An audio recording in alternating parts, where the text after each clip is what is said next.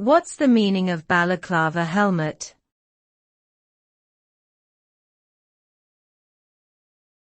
Balaclava helmet.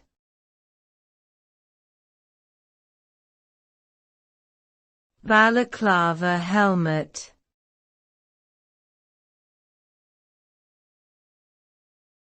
Balaclava helmet.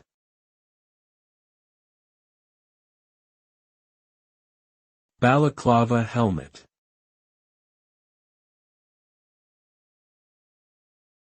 A balaclava helmet is a type of headgear that covers the entire head, except for the face. It is commonly referred to as a ski mask or a balaclava, and is typically made from materials such as wool, fleece, or synthetic fabrics. The name balaclava comes from the town of Balaclava in the Crimea, where British troops wore similar headgear during the Crimean War.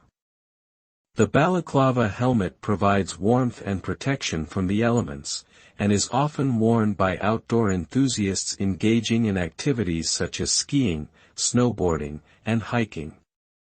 It is also commonly used by military and law enforcement personnel as a tactical face covering.